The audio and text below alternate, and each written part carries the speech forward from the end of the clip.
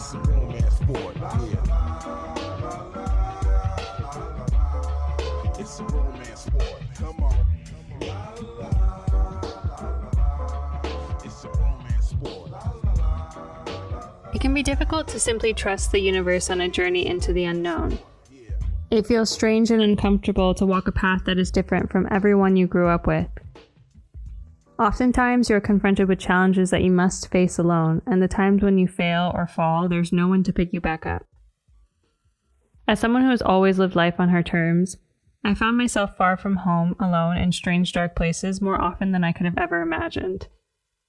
The depth of the loneliness that I feel in these times and the intensity of the fear that somehow I've made a huge mistake is very real and hard to deal with. But always on the other side of these most difficult life experiences, the gift of courage and the inner trust in myself grew, to the point that now when I feel these feelings, I no longer suffer. I welcome the depth they bring to my life, and I know in time I'll see the truth.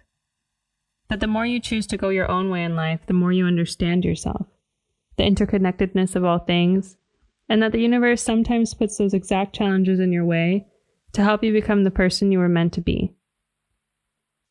So my friend, if you're among the few who have chosen to walk a unique path, and you find yourself in this dark and lonely place, then have no worries. You do not need to take my word for it, but perhaps feel comforted by the fact that you are now in the company of one of the most gifted intellectuals of all time. I read an incredible biography recently that inspired today's episode, and helped me see beyond the surface image of the unattainable crazy genius that we see when we think of Albert Einstein. Instead, I began to see him as a human that made a lot of mistakes, and also a determined free thinker, lone wolf, a rebel in the truest sense of the word, and one of the most courageous people that ever walked this planet. However, he wasn't born with this courage, and when he was younger, he said, "When I was young, all I wanted and expected from life was to sit quietly in some corner, doing my work, without the public paying attention to me." How then did he become the face of multiple scientific revolutions? A global celebrity, world traveler, and public speaker against the atrocities of war. It turns out that at a young age, little Albert was not just different because he was some kind of brilliant prodigy destined for greatness, but he was unique to all others in his deep understanding of the value of pursuing the truth. It was this important key that shaped him, and motivated him to be almost naively brave and determined in the face of setbacks and naysayers. You see, he would be witness to the impact of the first two world wars, and the second would be so damaging to the open-mindedness of his colleagues and so distracting for him. He saw war for what it was, and detested the tools used by leaders to control the mind of the masses.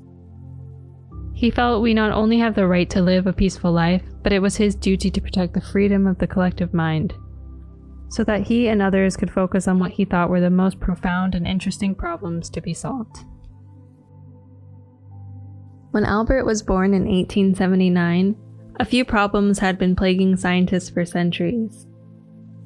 Newton's laws had been the established truth, and as far as anyone knew, the most complete description of our universe. I also have the feeling there was a kind of hierarchy in science, with physicists and those who studied Newtonian mechanics being somewhere near the top. Albert aspired to be a professor, however, he always took an interdisciplinary view, a rare character trait in the scientific community, where many fought to show that their discipline was more correct than the other one.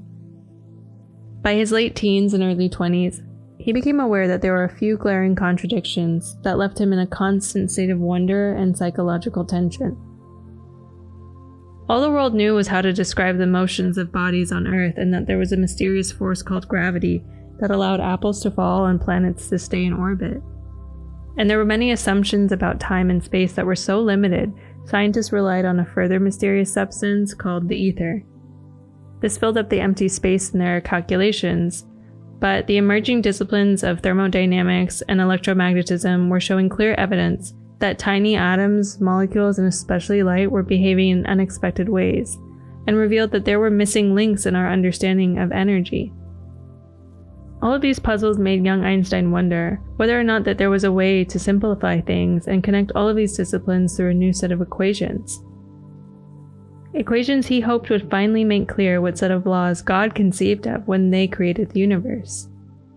The scientific darkness was the backdrop for his unique journey, and it would actually be the physical properties of light that showed him the way forward on his quest to discover the theory of everything. Albert's life was shaped in such a way that he possessed the unique ability to confront the unknown and make the most bold leaps forward that probably would have had any other scientist too afraid to speak out for fear of backlash or just straight up sounding crazy. Because what he basically did was show us that our entire reality was relative, not just the motions of physical bodies. And for those curious, at this time, relativity was just a fancy way of saying that from one point of view, objects appear to move at a speed that is different from another point of view, and it just depends on factors like your speed and direction. Classical relativity was given to us by Galileo and actually leveraged by Newton as the basis for his laws of motion. Basically, relativity was very helpful for physicists to develop some equations so we could calculate and predict how fast things actually were, instead of guessing or coming to the completely wrong conclusion because of the lack of objectivity of our eyes when we are also in motion. You can imagine that at a time where people were becoming more connected through trains and going faster and faster, relativity's concepts helped us go even farther, faster, and with more accuracy. Hence why there are always overly complicated train analogies used to explain relativity. Einstein's theoretical experiments, meaning experiments he conducted in his mind, led him to the current accepted conclusion that time and space also depend on your perspective. It allowed us to realize that out in the cosmos, time could run at a different pace than what we experience on Earth, for example, and led to many other strange insights about how outer space is shaped. To go from believing in a world where time and space are absolute to a world where everything is relative only really matters if you happen to be someone who desires to know how stars and other celestial bodies move, and you don't have the tools to see and measure them. Most importantly, this concept was so radical at the time it could only be believed by someone who possessed the power of an open mind. And what was the key to this power? Well, according to him, the key to his understanding lay in his childlike mind. He said, "When I asked myself how it happened that I in particular discovered the relativity theory, it seems to lie in the following circumstance. The normal adult never bothers his head about space-time problems. Everything there is to be thought about, in his opinion, has already been done in early childhood. I, on the contrary, developed so slowly that I only began to wonder what space and time were when I was already grown up. In consequence, I probed deeper into the problem than an ordinary child would have done." It's time to rewind our clock and find out what exactly sparked his genius. We're going back to a time when houses were still lit with candles and the streets were dark, and all that could be heard were the occasional hoofsteps from horse-drawn carriages. Albert was born in Ulm, Germany in 1879, the very same year that Thomas Edison created the electric light bulb. At the time, the pace of innovation and technology was increasing rapidly due to electricity and transatlantic cables, which led to rapid communication and improved transportation. Cities with skyscrapers and elevators were just developing, but towns like Ulm were still provincial, and slowly getting connected to the rapid changes through trains like the Lightning Express, which stopped there on its way from Paris to Istanbul. Albert's entrepreneurial uncle, Jakob Einstein, was an electric engineer living in Munich, and felt instinctively that installing light bulbs in towns and streets and pubs, etc. was a great idea. He convinced his brother Hermann to bring the family to Munich, to create one of the first successful light installation companies for the city. Over the course of the next 10 years, lighting went from obscure to ubiquitous, as Jakob had predicted, but what he did not predict was the impact this would have on his young nephew, who would start his first years of life witnessing his father and uncle light up the city. As a child, Albert preferred to be alone, playing with building blocks or constructing tall houses of cards, activities that required patience and focus. He was very sensitive and occasionally flew into extreme temper tantrums directed at his teacher or sister. The tantrums subsided by the age of 7, but at this stage it was clear. He was different to normal children. He didn't like roughhousing, competitive sports, not even chess, and reading became his favorite hobby. His mother, who saw the potential for him to become a great professor, encouraged him and left him alone with his books and dreams. And he was described by family members as an absent-minded little Buddha that would often be sitting on the sofa reflecting on math equations, or so focused on a book that even the chit-chat around him was no distraction.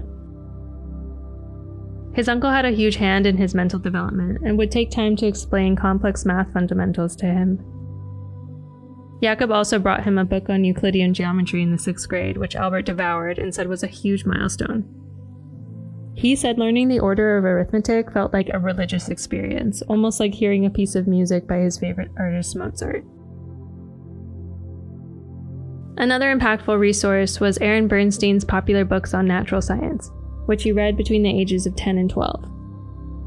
He said after reading these books he realized, "Out yonder there was this huge world, which exists independently of us human beings, and which stands before us like a great eternal riddle." At 13, he was given Kant's Critique of Pure Reason by a family friend, and little Albert would often make this friend debate these philosophical concepts at dinner. We can already see how his wisdom stemmed from the pure passion to know everything about everything. And while he would not yet realize it, this interdisciplinary approach was exactly what was needed to make a revolution. At some point, he started grooming his mind for peak states, and would sit for hours and hours practicing flow experiences, so that he could use his intellect to imagine solutions to complex problems, including technical problems facing his father's company. He got first-hand exposure to the power of applied science as he witnessed how steam energy was converted into heat, and then that heat into motion. Dynamos were then used to convert the mechanical energy into electricity. And in real time, he saw the intangible concepts of energy and electromagnetic fields move into tangible light bulbs, giving people a feeling of hope and warmth in the cold, dark winters of Germany. At this point, the foundation of Albert's theoretical and practical knowledge had paved the way for future success. Unfortunately for his father, competition and cash flow issues forced the Einsteins to downsize and move to Italy. They left Albert to finish his studies at the Lutepold Gymnasium, and although it was among the more liberal schools because it did not break the spirits of students completely, he hated it. He disliked the almost militant focus on discipline and felt the teaching practices were mindless and mechanical, saying, "I would rather let all kinds of punishment descend upon me than learn to rattle something off by heart." It's at this point we start to see how his childhood hobby also gave him a rebellious attitude and a self-assuredness that were hallmarks of his independent way of thinking. He was so independent, in fact, that at 15, he decides to free himself from this educational prison and gets a letter from one of the teachers that doesn't like him to certify that he has reached a senior level. He then gets a medical form signed by a family friend who happened to be a doctor so that he could say that he suffered from burnout. And altogether, this allows him to be excused from school. So in 1894, young Albert shows up on the doorstep of his parents' house in Milan, much to their shock, and tells them that he has a plan to get into the Polytechnic in Zurich, although he wasn't even old enough to attend university. But Albert was nothing if not determined. He plowed through a 3-volume physics textbook to prepare for his entrance exam, and it led to his first scientific essay on the investigation of the state of Aether in the magnetic field. He ultimately failed his French and botany exams, so instead decided to live with a host family and finish high school in Aarau, Switzerland. This gave adolescent Albert an extra year in a very liberal school, living with a very liberal family. And while there, he unwittingly lands in an environment that will teach him another key lesson. That to succeed in life, all he needs to do is what makes him happy. And that, according to him, was, "When I with knitted brow cultivate the golden scholarship in my room." Fast forwarding through the next 7 years or so, Albert's free spirit got him into university. He graduated with a few friends and even a girlfriend. But his attitude damaged his career prospects. His professors resented his disrespect for authority, as he would often skip classes and wouldn't address them by their proper salutation. So they did nothing to get a job for him after graduation. If he were to have compared himself to his peers, he probably would have felt pretty bad and maybe given up on his dream of becoming a professor of the natural sciences. But Albert wasn't fazed, and he didn't change his attitude for anyone. He actually delighted in his hermit existence, saying, "Long live impudence. It's my guardian angel in this world." And in fact it was. Because he refused to settle and instead continued his passion by writing for scientific journals, he inadvertently allowed the universe to line up the perfect environment for his most productive years that would transform him from a person with no job prospects to someone who literally had everyone begging for him to teach at their university.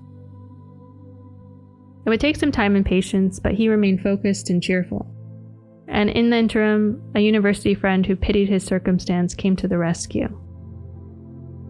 His friend told him he had connections to a senior manager at a patent office in Bern, and if he went there, he could get an interview.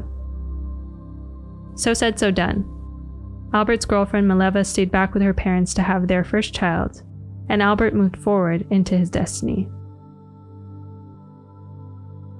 Bern provided the exact right conditions for him to thrive. He described it as an ancient, exquisitely cozy city where one can live exactly as in Zurich. And while waiting for the interview, he posts a flyer offering tutoring in math and physics.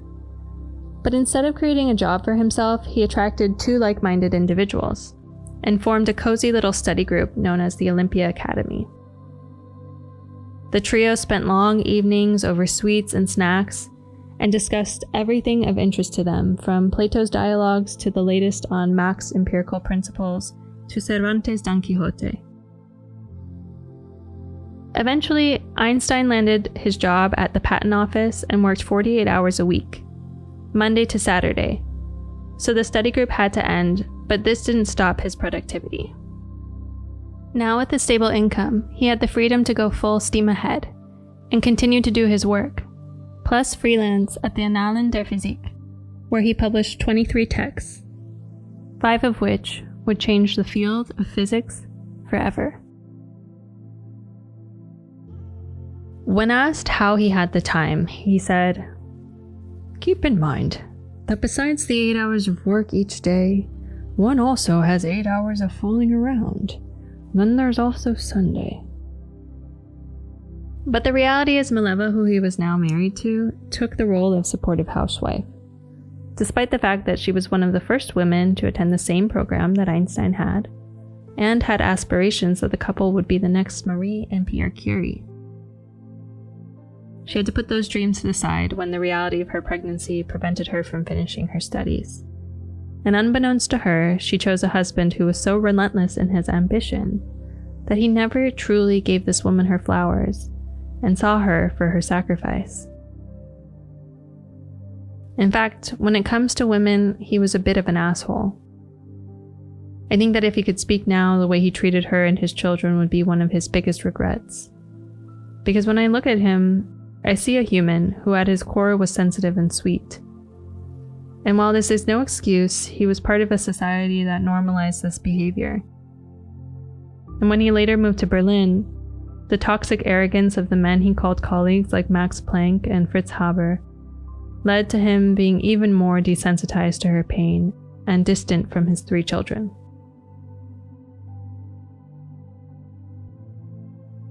That aside, let's go back to focusing on the breakthrough moment in Bern.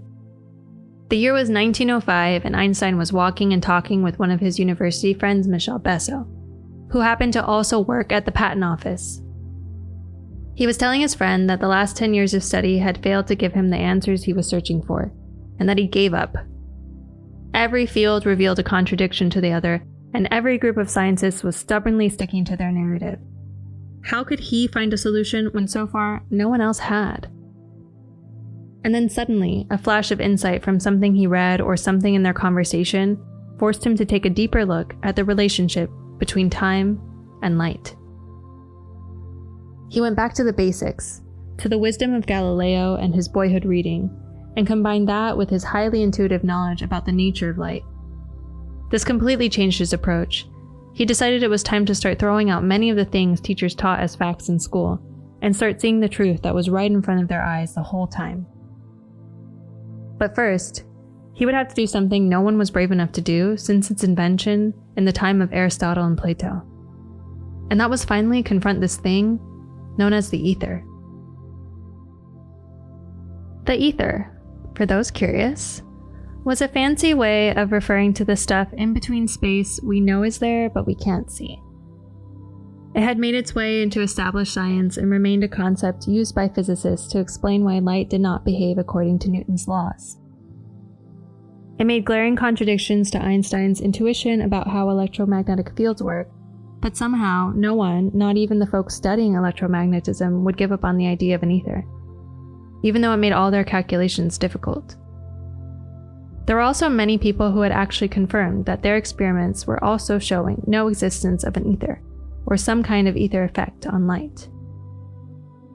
Einstein felt the contradictions in science were not because we did not know the truth, but we refused to accept it, and that the ether was a concept we had made up, and it was time to let it go. This was probably one of the bravest steps someone in his position could take.